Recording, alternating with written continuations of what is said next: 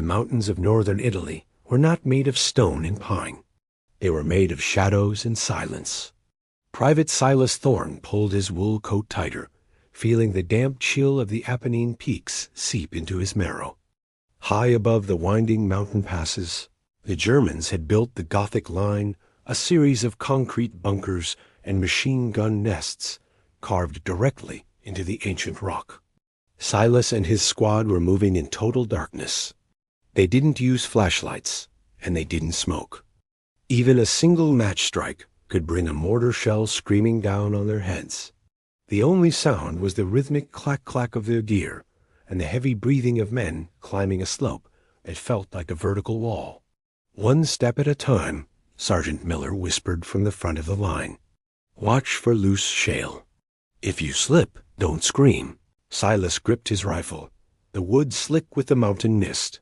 He was 19, a boy from the flat plains of Iowa who had never seen a mountain until the Army shipped him across the Atlantic. To him, these peaks felt like giants watching their every move. Suddenly, the sky above them lit up. It wasn't the moon. It was a German flare, hanging in the air like a cruel artificial sun. The world turned a ghostly, brilliant white. Silas froze, pressing his body against a jagged limestone outcrop. He held his breath, praying that his olive-drab uniform would blend into the gray shadows of the rock. The flare hissed as it drifted down, casting long, dancing shadows. In that terrifying light, Silas looked up and saw the muzzle of a German MG-42 peering from a slit in the bunker just 50 yards above them. He could see the glint of the metal. The flare flickered out, plunging them back into a darkness that felt even deeper than before. "They haven't seen us yet," Miller's voice came from the dark, "but they know someone's on this ridge. We move now, or we wait for the sun to kill us." They crawled. Silas used his fingers to find cracks in the rock, pulling his body upward inch by inch.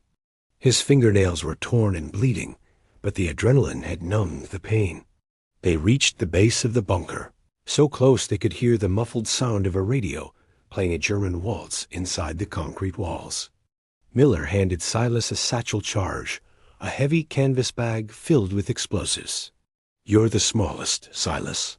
Slip under the vent. Count to 5, and then run like the devil is chasing you." Silas took the bag. He felt a strange, cold clarity come over him. He crept to the side of the bunker, feeling the heat from the ventilation pipe.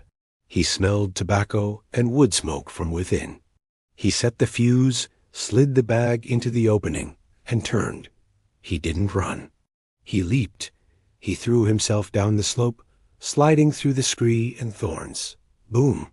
The mountain shook. A roar of orange flame punched through the night, throwing a shower of concrete and dust into the air. The waltz stopped. The machine gun went silent. Silas tumbled into a thicket of scrub oak, his head ringing and his lungs gasping for air. The silence that followed was heavy and thick. Slowly, one by one, the men of his squad emerged from the shadows, looking like ghosts covered in gray dust. They didn't cheer.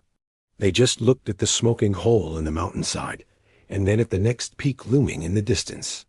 As the first hint of gray light began to touch the eastern summits, Silas looked down at his ruined hands. He had survived the night, but the mountains stretched on forever, peak after peak, ridge after ridge. He stood up, adjusted his pack, and began the long walk toward the next shadow.